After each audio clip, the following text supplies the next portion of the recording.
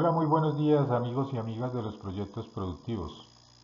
El día de hoy quiero empezar enviando un saludo muy especial al proyecto de café en la vereda Balcones, municipio de Icononso, al proyecto de porcicultura en la vereda El Triunfo, municipio de Icononso, al proyecto de piscicultura en la vereda Varsovia, municipio de Cunday, al proyecto de ganadería en la vereda La Fila, municipio de Icononso, y al proyecto de ovinos caprinos en el municipio de Agua de Dios, Cundinamarca.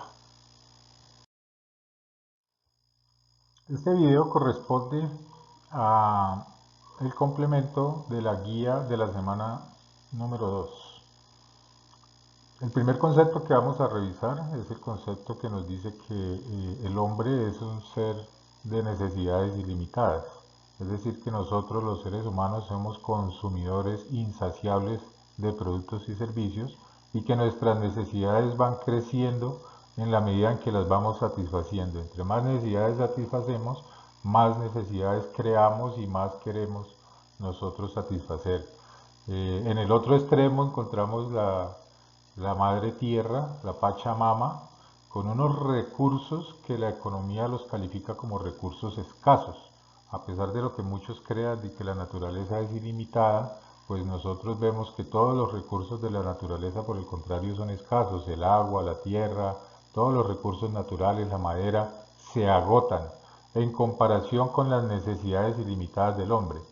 Entonces, la economía lo que hace es estudiar la forma en la que el hombre satisface esas necesidades ilimitadas utilizando esos recursos escasos que tenemos para hacer ese proceso. Y lo hace precisamente a través del proceso productivo, en donde encontramos los eslabones de producción, distribución y consumo. Entonces, para poder satisfacer esas necesidades ilimitadas, las familias y las empresas se reúnen en un sitio denominado mercado. ¿Qué es el mercado? Básicamente el mercado es un sitio, un escenario, un área en donde se reúnen las familias y las empresas a realizar su actividad comercial, su actividad de intercambio. Si nosotros hablamos de mercados en términos de cobertura, entonces decimos que hay mercados locales, regionales, nacionales o internacionales. Si nosotros hablamos de mercado por productos, entonces podemos decir que está el mercado de la leche, el mercado de la carne, el mercado de las herramientas, el mercado de los equipos, etcétera. Entonces, cuando llegan a ese mercado las familias y las empresas, se encuentran con que hay dos tipos de mercados. Por un lado está el mercado de bienes y servicios, que es el mercado de todos los productos eh, perecederos y no perecederos que se ponen en venta en el mercado. Ahí encontramos nuevamente, pues como decimos, los alimentos, los equipos, las herramientas, los servicios. Y por otro lado está el mercado de los factores de producción. Y ese es el mercado donde encontramos todos los recursos que las empresas necesitan para poder hacer sus procesos productivos, partiendo de los factores de producción. Entonces ahí encontramos el mercado de la tierra, el mercado de la mano de obra y el mercado del capital. Los tres factores de producción, tierra, trabajo y capital. Y en los dos extremos encontramos a los dos protagonistas, las empresas y las familias. Entonces, hablemos inicialmente de las familias. El principal rol que juegan las familias es que son los compradores de los bienes y servicios para satisfacer esas necesidades ilimitadas de las que ya hablamos. Un segundo rol que juegan las familias es el de pagar impuestos. Entonces, pues ustedes saben que se pagan impuestos en Colombia por lo que se compra, por lo que se consume, por dónde se vive, por la propiedad, etcétera, por la renta, por las ganancias. Entonces las familias pagan impuestos. ¿Y las familias de dónde obtienen sus ingresos? Las familias obtienen sus ingresos porque ofrecen o venden, ofertan en el mercado los factores de producción. Es decir, las familias deberían ser los protagonistas principales en la economía porque son o deberían ser los propietarios de los factores de producción. la tierra, el trabajo y el capital. Entonces las familias le ofrecen esos factores de producción a las empresas para que las empresas hagan su tarea.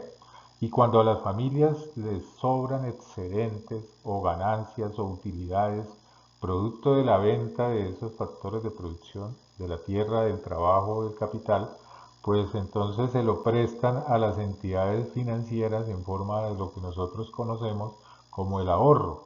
Y las entidades financieras cogen ese ahorro de las familias y a su vez se lo prestan a las empresas para que las empresas hagan su tarea productiva. Son entonces las empresas el otro protagonista en los mercados y el principal rol que tienen esas empresas es el de producir o fabricar bienes y servicios. También cumplen el rol de pagar impuestos para poder desarrollar su tarea productiva, pues hay diferentes tipos de tributaciones que tienen que aportar las empresas a la sociedad y son los encargados de comprar los factores de producción que ofrecen las familias. Es decir, compran trabajo, compran tierra y compran capital. A su vez, pues se dirigen a las entidades financieras y en las entidades financieras piden dinero prestado, que es el dinero que ahorraron las familias para cumplir, para comprar insumos, para comprar todos los factores de producción que necesitan, para que el ciclo vuelva y se repita de producir los bienes y los servicios que necesita el ser humano para satisfacer esas necesidades ilimitadas. Muy bien, tenemos entonces dos protagonistas, las familias y las empresas, y tenemos dos posibles escenarios, que son los mercados, el mercado de bienes y servicios y el mercado de factores de producción. Las familias entonces demandan o compran bienes y servicios y las empresas ofrecen o venden bienes y servicios.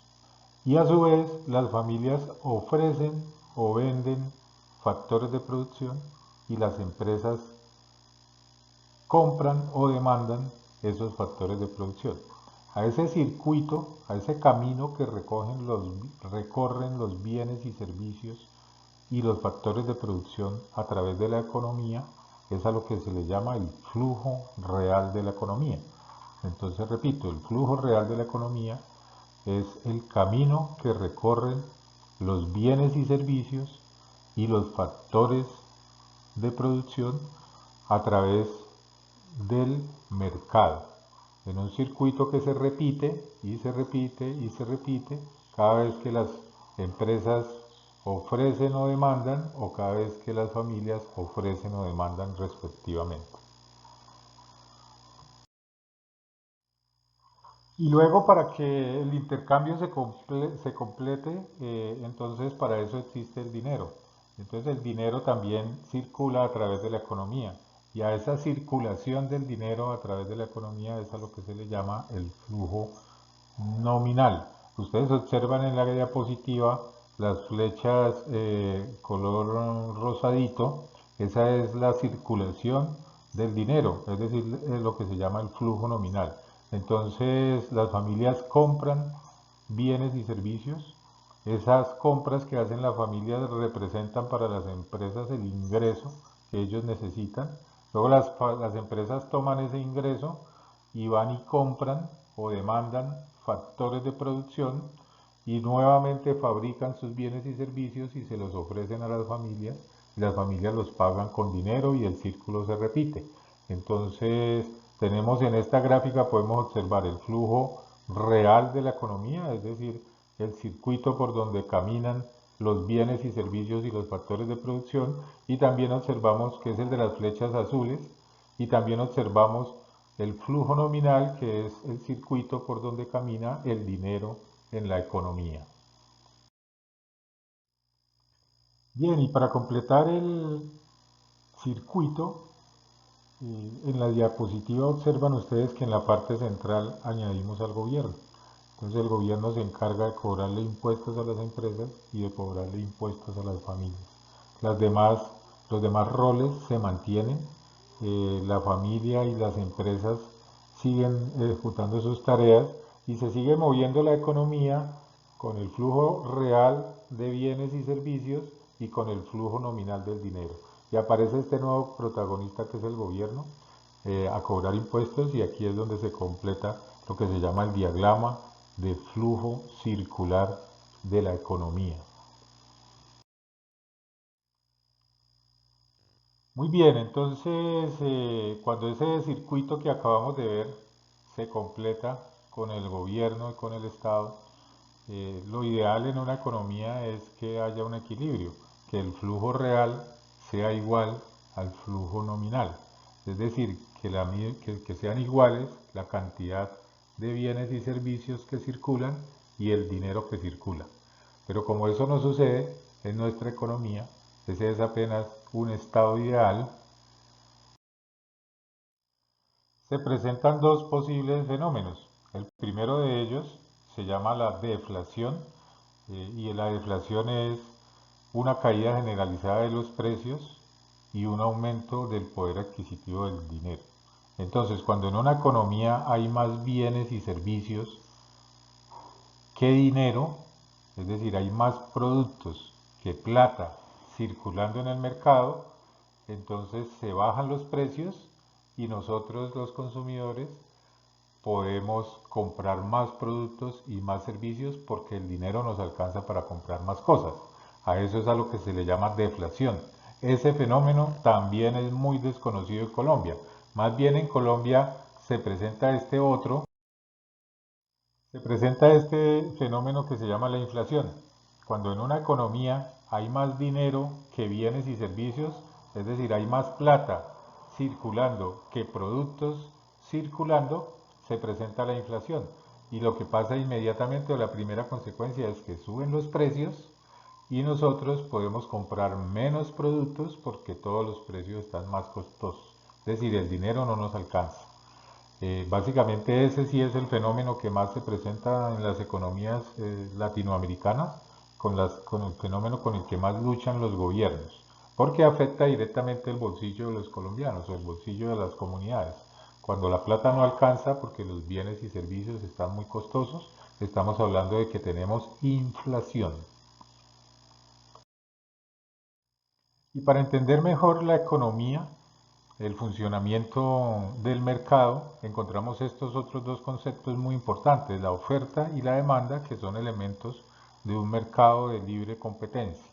La oferta es la cantidad de productos que fabrican y las empresas tienen disponibles para ofrecer en el mercado. Y la demanda es la cantidad de productos que las familias están dispuestas a comprar. Pongamos un ejemplo. En el mercado de la leche en Colombia se producen 7.000 millones de litros. Esa es la oferta que las empresas tienen disponible o que son capaces de producir para colocar en el mercado. Y por su parte, las familias demandan únicamente 1.100 millones de litros. ¿Eso qué significa? Que hay más oferta de leche que demanda de leche. Entonces, ¿qué hacen las empresas con los otros 6.000 litros que no los pueden vender en forma pues de leche cruda? Entonces fabrican lo que se llaman los derivados lácteos para compensar un poco el exceso de producción. Pero sin embargo, pues sigue habiendo más leche producida de la que se consume en Colombia. Es decir, que en este caso no hay un equilibrio del mercado, porque cuando hay equilibrio del mercado significa que es igual la cantidad que se ofrece que la cantidad que el mercado necesita.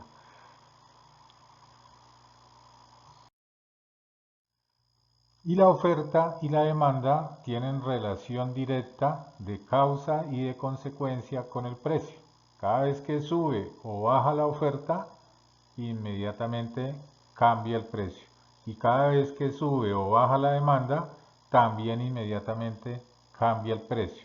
Entonces vamos a ver cuáles son las dos leyes, cuáles son las leyes de la oferta y las leyes de la demanda que hacen que el precio sea el que sufra las consecuencias cada vez que se mueve una de las dos.